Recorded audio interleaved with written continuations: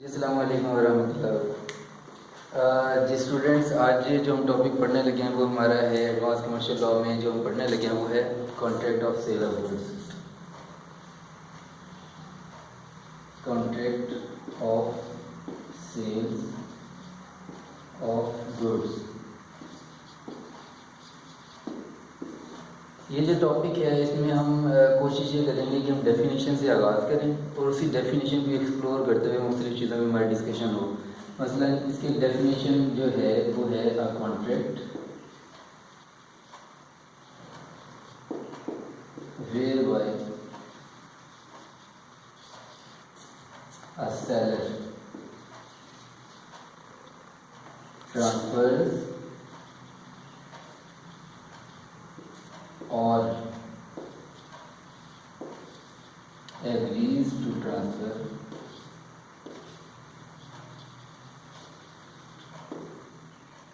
the property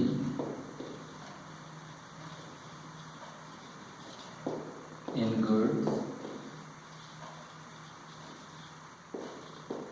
to the buyer for a price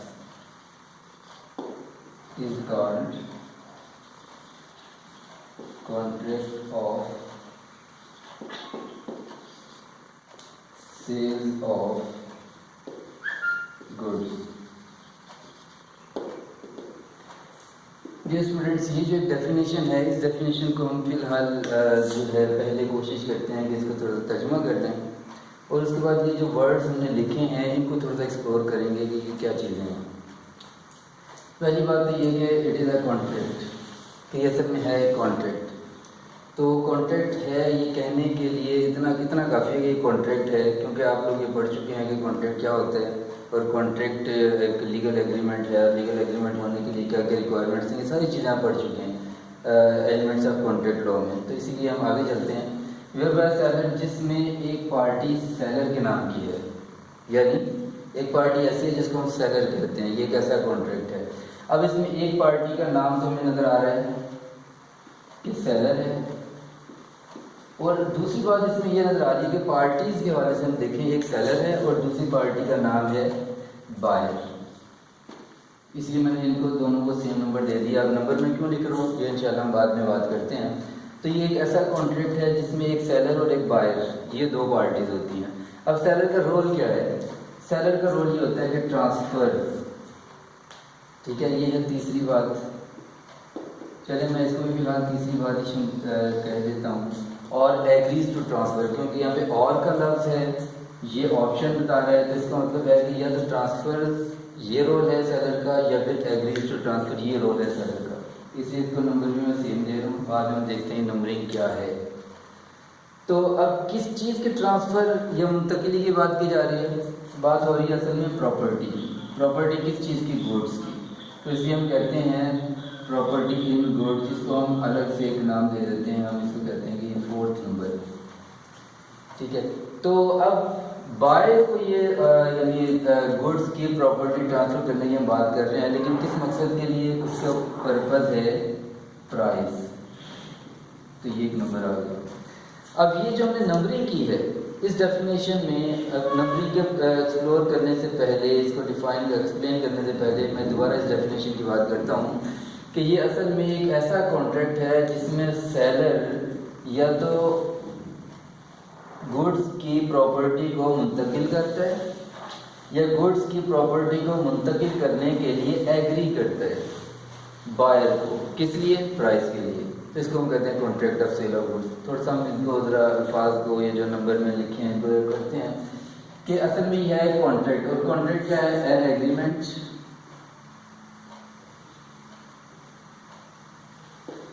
enforceable by law।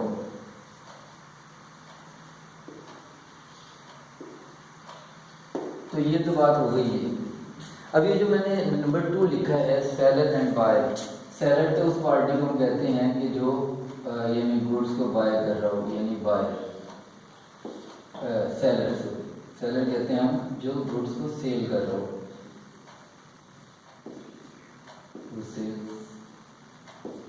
अब ये cell क्या है ये हम इंशाल्लाह आगे देखते हैं कि सेल क्या चीज़ है कि जो हमने ये लफ्ज़ लिख दिया। अब दूसरी पार्टी जो हमने बात की थी वो है बायर। बायर यानी परचेजर,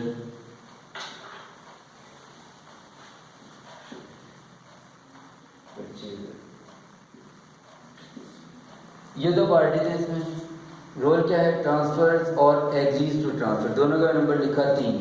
वजह उसकी ये है कि ट्रांसफर्स को हम यहाँ अगर हम बात कर रहे हैं तो ये लफ्ज़ किस चीज़ की एक्सप्लेनेशन में इस्तेमाल हो रहा है, यहाँ पे ये लफ्ज़ इस्तेमाल हो रहा है सेल्स को बयान करने के लिए। ये असल में है transfer the property in goods. अगर मैं इन अल्फाज को फिलहाल इग्नोर करूँ तो इस डेफिनेशन का मतलब ये होगा कि ये एक ऐसा कॉन्ट्रैक्ट है जिसमें सेलर गुड्स को सेल कर रहा है, गुड्स की ऑनरशिप मुंतकिल कर रहा है, ठीक है, तो ये होगी सेल जिसमें ऑनरशिप मुंतकिल हो रही है। लेकिन अगर मैं इसको छोड़ूं और इस फ्रेज पर आऊँ तो इसका मतलब है agreement to sale, agreement to sale. तो मतलब ये हुआ कि ये एक एग्रीमेंट ऐसा है कि जिसमें हो सकता है कि सेलर जो है गुड्स की प्रॉपर्टी बायर को ट्रांसफ़र करने के लिए एग्री कर रहा हो, या ये कि गुड्स की प्रॉपर्टी को ट्रांसफ़र कर रहा हो। तो इसको हम कहते हैं एग्रीमेंट टू सेल और इसको हम कहते हैं सेल, ठीक है। तो इसीलिए कॉन्ट्रैक्ट ऐसा है जिसमें या तो सेल की हम बात करते हैं या एग्रीमेंट टू सेल की बात करते हैं। लेकिन जो अगली बात है प्रॉपर्टी इन गुड्स, प्रॉपर्टी का जो लफ्ज़ है यहाँ पर जो हमें लफ्ज़ नजर आ रहा है प्रॉपर्टी, इस लफ्ज़ को हम बोल रहे हैं ऑनरशिप के मानों में।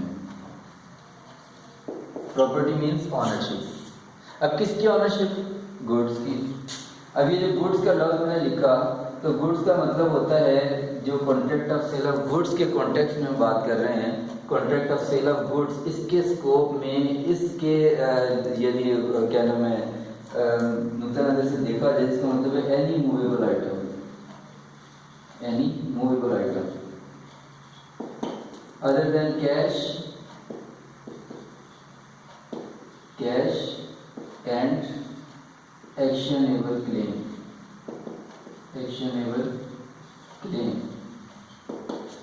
तो गुड्स का मतलब ये हुआ कि कोई भी चीज़ जो मूवेबल हो और एक्शनेबल क्लेम से बाहर हो और कैश ना हो तो उसको हम कहते हैं गुड्स है। मसलन अगर हम बात करते हैं, हम कहते हैं जनाब ये जो फर्नीचर है, ये फर्नीचर यहाँ पर मौजूद है, तो फर्नीचर में देखें कि ये मूवेबल आइटम है, कैश तो नहीं है, कोई एक्शनेबल क्लेम तो नहीं है, मसलन रिसीवेबल्स ऐसा तो नहीं है, इसलिए हम कह रहे हैं कि ये डेफिनेशन के मुताबिक गुड्स हैं, ये फर्नीचर क्या है, गुड्स हैं। लेकिन अगर हम थोड़ा सा इसको हट के देखें, हम कहते हैं कि जनाब के जी ए ने बी को एक प्लॉट सेल कर दिया। अब प्लॉट में सेलर भी है, बायर भी है, बाकी चीज़ें भी अपनी जगह मौजूद हैं, लेकिन क्या ये जो प्लॉट है क्या मूवेबल है, मूवेबल नहीं है। अब जब प्लॉट मूवेबल नहीं है तो हम ये कहते हैं कि इस डेफिनेशन में ये जो हमने कुछ पॉइंट्स लिखे हैं उन पॉइंट्स में ये जो गुड्स का स्कोप है उस स्कोप से ये चीज़ निकल जाती है। स्कोप से निकलेगी तो वो जाहिर है फिर कि हम कहेंगे कि ये गुड्स नहीं है, गुड्स नहीं है तो इस डेफिनेशन की एसेंशियल रिक्वायरमेंट्स को पूरा नहीं करती, ठीक हो गया। अच्छा, उसके बाद हम बात कर रहे हैं प्राइस की। अब प्राइस क्या चीज़ है, प्राइस के बारे में ये कानून हमें ये कहता है, पाकिस्तानी कॉन्टेक्स्ट में देखें तो इसका मतलब है पाकिस्तानी करेंसी, पाकिस्तानी करेंसी।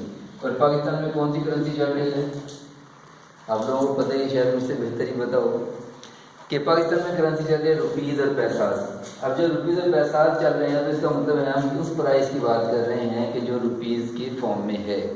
तो अगर हम इसी डेफिनेशन को एक मतलब फिर थोड़ा सा देखें तो इसका मतलब ये हुआ कि ये एक ऐसा कॉन्ट्रैक्ट है जिसमें सेलर बायर को गुड्स की ऑनरशिप मुंतकिल करता है कीमत के लिए, जिसमें सेलर बायर को गुड्स की ऑनरशिप, चीज़ों की ऑनरशिप मुंतकिल करता है कीमत के लिए। तो इसको हम कह रहे हैं कि ये है contract of sale of goods. अब इसमें फ़िलहाल तो मैंने इस डेफिनेशन को थोड़ा सा एक्सप्लोर किया है, अभी इसी डेफिनेशन को मज़ीद आगे देखेंगे इंशाल्लाह। तो ये जो नंबरिंग है ये असल में इन नंबर्स को अगर मैं अब नाम दूँ, प्रॉपर नाम दूँ, ये जो नंबर्स लिखे थे ये असल में है एसेंशियल्स। किस चीज़ के essentials, essential of contract of sale of goods. ये सारे एसेंशियल्स पूरे होंगे 1 2 3 4 5 जो भी हैं, तो ये सारे एसेंशियल्स पूरे होंगे तो हम कहेंगे कि ये contract of sale of goods है। कोई एक एसेंशियल भी अगर मिसिंग हो तो हम ये कहेंगे क्योंकि एक एसेंशियल जो लाजमी चीज़ है वही मौजूद नहीं है, तो ये contract of sale of goods के स्कोप से ये चीज़ बाहर निकल जाएगी।